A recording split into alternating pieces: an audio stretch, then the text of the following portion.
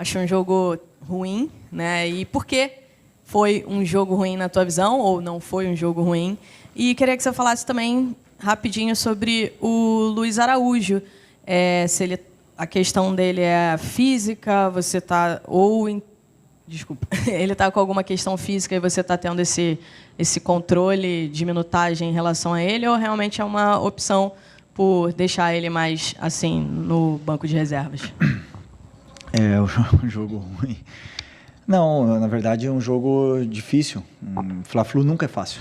Fla-Flu é um jogo truncado, onde o adversário sempre tem as suas armas, tentam destruir as nossas jogadas, tentam marcar e fazem bem. Não é fácil jogar contra o Fluminense, que não tem nunca o peso do Flamengo de ter que dominar o jogo, de ter que se impor e tudo mais. Então sempre é mais fácil destruir do que construir, né? Então fizeram bem, fizeram uma grande marcação, anularam bastante os nossos meio-campistas, mas mesmo assim acredito que as chances mais claras foram nossas. A maior parte do volume do controle do jogo foi nosso. Eu não lembro de uma chance assim clara deles. E é só o primeiro dos jogos contra o Fluminense que nós vamos ter durante o ano, que vão ser vários jogos contra eles. Então, como eu falei, nunca é fácil. Valorizo bastante o esforço dos meus jogadores e tudo que aconteceu durante o jogo, as adaptações, as mudanças e tudo que eu pedi eles fizeram. E principalmente é isso, até o final do jogo todo mundo correndo e todo mundo se entregando, nunca ninguém fazendo algo que não deveria fazer, fazendo algo por sua conta, senão todo mundo pensando na equipe. Isso para mim é o que mais importa.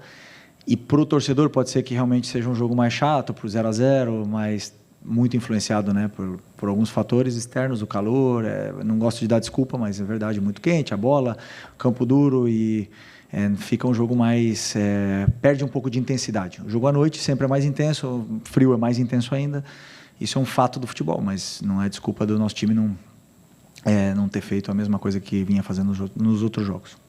E sobre o Luiz Araújo, um cara que teve uma lesão seríssima no joelho, está tendo minutos cada vez mais, teve 60 minutos no outro dia. Estamos tentando controlar a carga desses jogadores para eles não fazerem 2 jogos seguidos, como o Ayrton teve que fazer hoje, o Everton teve que fazer hoje. Inevitavelmente alguns vão ter que fazer, mas o nosso principal objetivo é cuidar e mimar esses jogadores, principalmente esses jogadores que vieram de lesão, para poder chegar bem no Brasileiro. Eu já falei, eu falo 1, 2, 3 e não vou matar ninguém no Carioca, não vou. E se isso custa meu trabalho, azar. Eu vou pensar mais para frente. Vou querer ganhar o Carioca. Não vai servir de desculpa para nada, porque com o time, que eu sempre falo, com jogadores que vão jogar, mais do que suficiente para poder ganhar. Felipe, boa noite. Emanuele Ribeiro, do GE. Globo. Você falou sobre esses fatores que influenciaram talvez esse jogo chato para o torcedor. Um desses fatores que a gente comentava aqui antes é a falta que fizeram De La Cruz e Arrascaeta, que foram poupados para esse jogo de hoje. A gente sentiu a falta desse meio de campo mais criativo e, com certeza, esses 2 jogadores contribuem muito para isso. Como que pensar o time do Flamengo sem esses 2 jogadores, sem o Arrascaeta, quando ele não tiver à disposição? Qual é a dificuldade para pensar esse meio de campo dessa forma? E você acha que no segundo tempo faltou talvez mais ousadia ali para o Flamengo para tentar levar essa vitória? Quando você fala de Arrascaeta, é um jogador único, um jogador especial, e todo mundo sabe da qualidade que ele tem, e ele vai fazer falta aqui, em qualquer lugar que ele tiver, sempre. Mas esse foi o mesmo time da final, né? E lá não fez falta. Só que hoje, como no resultado não veio, e aí sim a gente começa a falar dos jogadores que não estão, né? E eu valorizo os que sim tiveram hoje, os que sim se esforçaram, lutaram e fizeram tudo o que eu queria. O meu plano de jogo não funcionou como outras vezes, e é futebol. Não consegui dar tempo para o Plata do jeito que ele teve no outro jogo contra o Botafogo, não consegui dar soluções para o Bruno Henrique que ele teve no outro jogo, e acaba que o jogo não ficou tão limpo, né? Eu esqueci mais uma coisa que você me perguntou. Do segundo tempo, começamos muito bem o segundo tempo, muito bem. Segundo tempo a gente começou em cima deles, criando chances, e é claro que tem ajustes que temos que fazer, mas não acredito que tenha faltado ousadia. Tem sim um mérito grande do Fluminense em poder defender, em ser muito agressivo na marcação, fazer bastante faltas, e pararam bastante o jogo, e isso é mérito deles. Oi, Fili, aqui, David Sharp, Antenados na Jogada. Você falou do Fluminense várias vezes, da dificuldade que é jogar, né? Inclusive, o único time que ganhou do seu Flamengo agora, como técnico, foi o Fluminense. Aí eu queria te perguntar, você como técnico agora e ex-jogador do Flamengo, se o Fluminense está um pouco engasgado exatamente por tudo isso, ganhou 2 finais do Flamengo seguidas de Carioca, enfim, na época até 2020, 2021, dava dificuldade também, o Flamengo com um time superior conseguia, né, o Fluminense ia lá e ganhava. Se tem isso, e também te perguntar um pouco sobre o gramado do Maracanã, porque você falou que está duro, né, o gramado passou por um tempo grande aí de reforma. Sempre, como eu falei, um clássico sempre é difícil jogar, tem esse contexto, né, os jogadores que não estavam tão bem do Fluminense, eles aparecem, eles crescem nesses momentos. Então a gente vê a melhor versão de Martinelli, de Arias, o próprio Fuentes, lateral esquerdo, fez um grande jogo, e a gente viu hoje um grande Fluminense e um grande treinador que sabe defender muito bem, como ele fez, que é o Mano.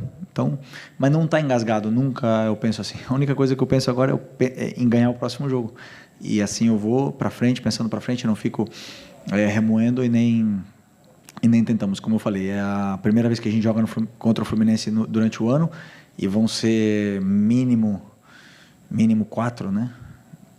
Ou é por aí. Então vão ser várias vezes, já foram outros anos que foram 6 vezes, e a gente já se conhece bem, os jogadores se conhecem bem, então sempre é um jogo difícil, e para os dois lados.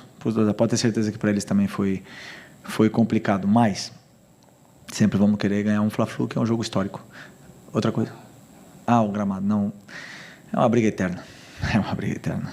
Assim, eu entendo, é muito quente. Para cuidar de um gramado não deve ser fácil. Mas temos que pensar nos jogadores, temos que sempre fazer esforço, e se custar mais caro um investimento, temos que fazer um investimento, e se tiver que trocar o gramado em algum momento e fazer um investimento alto, tem que fazer um investimento alto, porque é fundamental para o espetáculo, né? Aqui no Rio de Janeiro o clima é extremo, é para os dois lados, todo mundo pode falar, mas na verdade o telespectador fica um jogo mais chato, fica um jogo mais truncado, a bola quica muito e é prejudicado todos, né? Felipe, boa noite. Gabriel Reis, canal Paparazzo Rubro Negro e Revista Placar. Hoje completavam 6 anos que os meninos não estavam mais com a gente. Queria que você relatasse como estava a sua cabeça pensando nesse dia, nesse jogo aqui no Maracanã, num dia tão triste. Uma outra questão, que se você não quiser falar sobre isso, eu te respeito. O apresentador e ex-jogador Neto, ele falou com muito desrespeito sobre o falecimento desses meninos ontem na televisão, e ainda falou que o Flamengo mandou o Hugo Souza embora porque o Flamengo é um clube porque ele era negro, chamou o Flamengo de um clube racista, com todas as letras. E eu queria te dar a oportunidade, porque você está aqui há 6 anos, além de tudo é rubro-negro, mas está aqui há 6 anos e viu como as coisas acontecem aqui. E você pode trazer a verdade. Fique à vontade de falar sobre isso. Sobre os meninos, é uma data que temos que lembrar, porque como eu falo sempre, né? Eu jamais vou esquecer, jamais. E eu não estava aqui, mas eu sinto muito esses meninos aqui no ninho, a presença, cada vez que eu entro ali. Hoje de manhã até falei com 2 pais, pai do Bernardo e do Christian, e tem uma conexão. Então, assim, é importante que eles sejam lembrados. Eu acho que os pais, eles querem isso, né? Que é importante para o pai saber que o clube está cuidando com carinho desse assunto, que não aconteceu e pronto, vamos esquecer. Não podemos esquecer. Temos que lembrar que esses meninos, como eu falei, vieram aqui atrás de um sonho e não saíram, né? Voltaram para casa num caixão. Isso é muito triste para quem é pai. E é uma data que temos que lembrar deles, né? A torcida sempre lembra, e é importante que eles sejam lembrados. Sobre o Neto, assim, um comentário infeliz. Acredito que ele deve ter sido... Eu não sei o que ele falou, sinceramente. Sobre os meninos, eu não sei. Deve ter sido infeliz. Às vezes, todos cometem erros, e não tenho dúvida que, se ele falou uma coisa dessas, ele deve estar arrependido e vai se retratar. Não tenho dúvida disso. O Hugo, eu vi ele crescer, eu vi ele evoluir, vi ele ser importante e perder a vaga no time. E ele mesmo, né, não estava bem, e ele mesmo sabia que tinha que sair do time, eu era companheiro dele, mas é um cara que deu a volta por cima e que conseguiu, quebrou a cara, foi para Portugal, saiu da zona de conforto dele do Rio de Janeiro, mudou as amizades, um cara que começou a se dedicar para o futebol e hoje deu a volta por cima e já estão falando dele na seleção brasileira. Isso é mérito total do Hugo, né? E quantos outros Hugos ficaram no caminho porque não conseguiram dar a volta por cima como ele. Então, assim, acredito que o Neto deve ter sido simplesmente infeliz porque às vezes a gente o Neto fala tantas horas normal que ele erre alguma vez e cometa erros, mas tenho certeza que ele deve estar arrependido. Aqui, Felipe, boa tarde. Eduardo Alves, do portal BTB Esportes. Uma das marcas desse jogo de hoje foram 3 saídas de jogadores por questões físicas, que foi o Alexandro, o Michael e o Thiago Silva, pelo Fluminense. Numa dessas saídas, você trouxe para jogo o Ayrton Lucas, trocando pelo Alexandro. E a gente vendo de fora, de olho nu, a gente sente que são jogadores com premissas de jogo bem diferentes. Eu vou dar minha visão, acho que o Alex é mais defensivo que o Ayrton. Mas eu queria entender a sua interpretação sobre essa mudança e como é que é esse trabalho. Afinal, você era lateral esquerdo na sua carreira. O que você pode passar sobre eles e o que você passa para eles também? Fatalidade, o Alex sentiu um incômodo, normal, isso vai acontecer durante o ano. Melhor que aconteça agora, né, no Carioca, e que ele possa se recuperar bem, que ele possa tratar, que possa treinar e estar pronto o antes possível, que ele é muito importante para a gente. E o Ayrton entrou e eles têm a mesma função no campo, né? Os dois têm que atacar quando eles devem atacar, eles têm que passar quando eles têm que passar e têm que marcar quando tem que marcar. Então, eles dois têm a mesma função, absolutamente igual. Então, o que eu peço para o Ayrton é a mesma coisa, absolutamente a mesma coisa que eu peço para o Alexandro. Um tem mais facilidade do que o outro em fazer determinadas funções ou executar conceitos, mas a concorrência é deles, né? Eu hoje optei por começar com o Alexandre, mas sempre que o Ayrton entra, ele também é um jogador importante. Espero que ele possa se sentir cada vez melhor na equipe. Não sabemos ainda, mas é um incômodo, né? Com 7 minutos foi um incômodo que ele sentiu na coxa. Não sabemos ainda se é lesão ou não, amanhã devemos ficar sabendo. Mas o Alex é um cara que se conhece bem, então não quis correr riscos.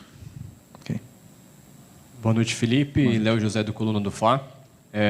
Essa primeira janela de transferências, ela se fecha no dia 28 de fevereiro, né? O Flamengo já contratou o Danilo e também o Juninho. Só que agora, recentemente, emprestou o Alcaraz. Eu queria saber se existe uma demanda da comissão técnica para com a diretoria, pedindo algum reforço, a reforçar algum setor do time, ainda nessa primeira janela?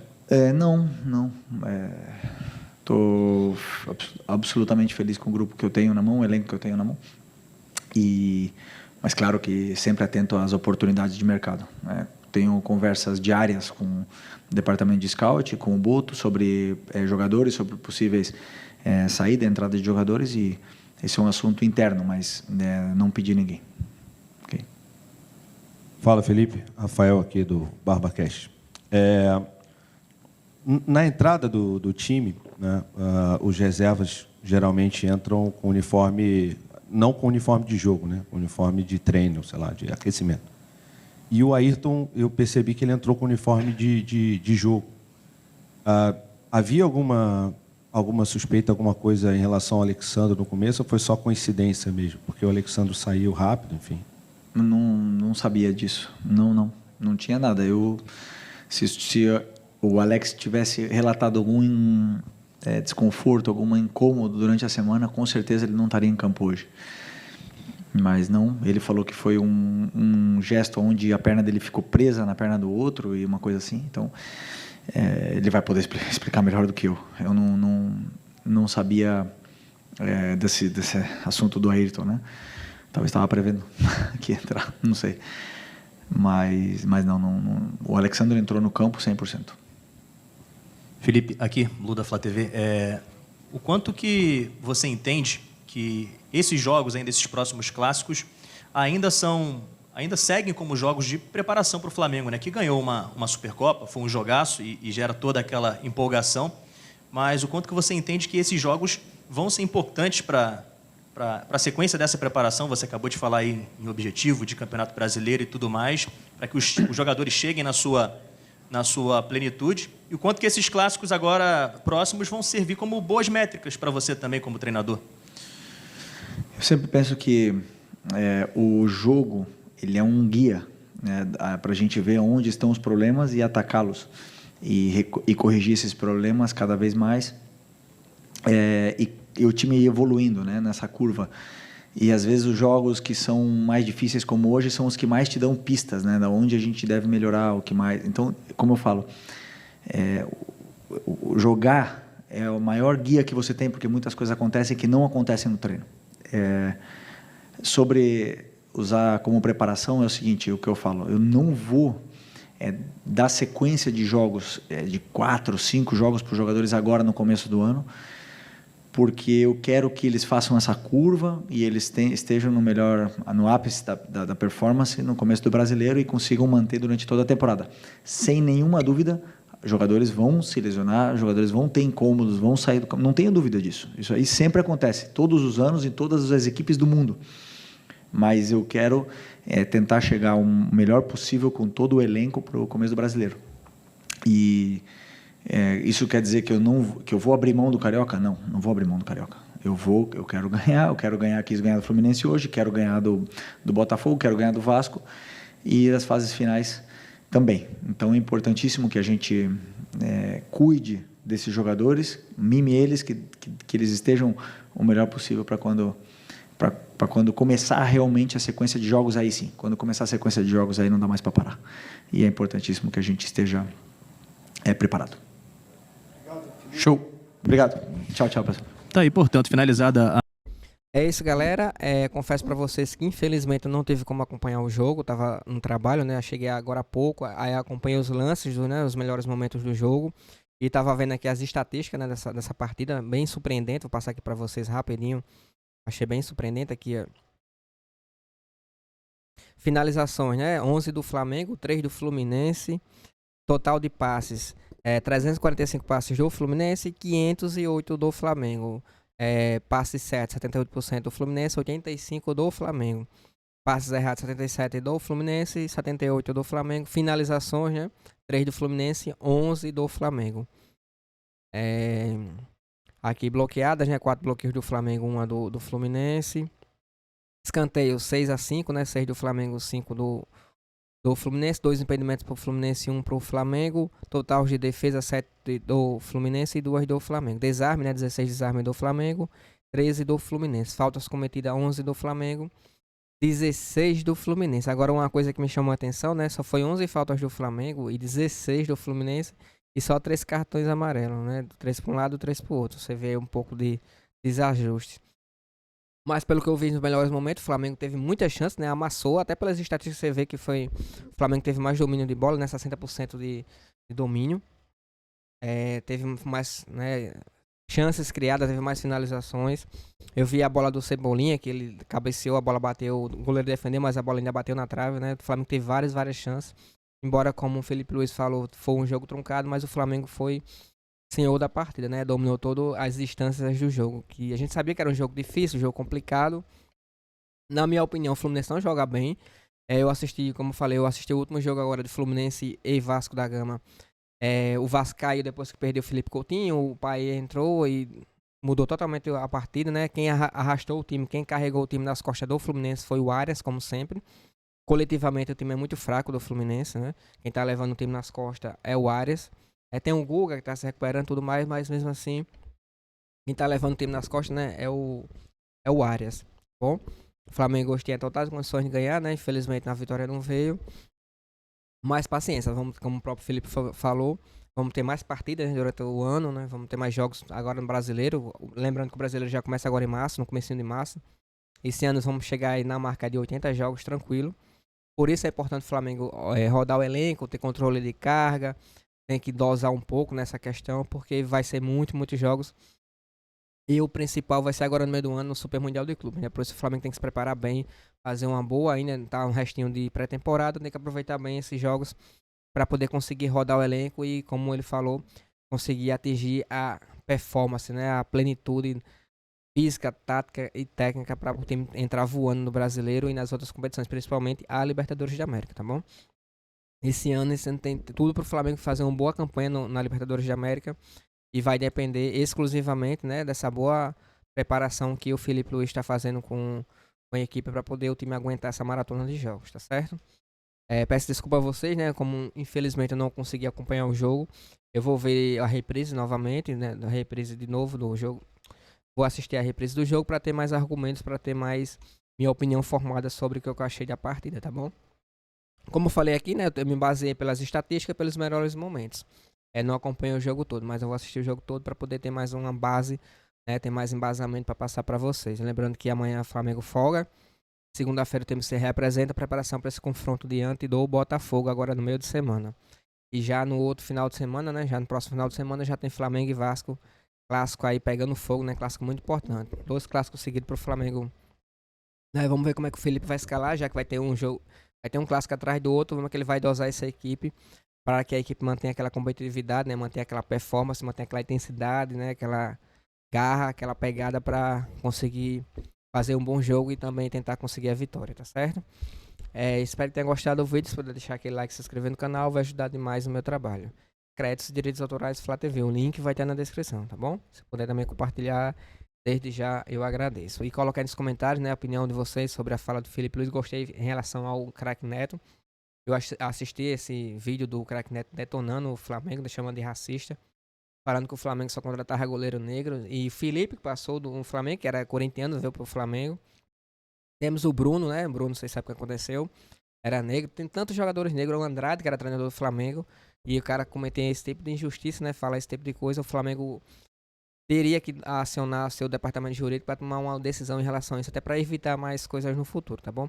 Né? De agora que o Craque Neto vem degredindo a imagem do Flamengo, vem detonando o Flamengo. E o Flamengo precisa tomar uma postura, né? Tem a reação para inibir esse tipo de acontecimento. Não é só o Craque Neto, outros comentários também falavam isso. Tem que inibir esse tipo de coisa até para não prejudicar a imagem do Flamengo, tá bom? Mas coloquem nos comentários a opinião de vocês. Valeu.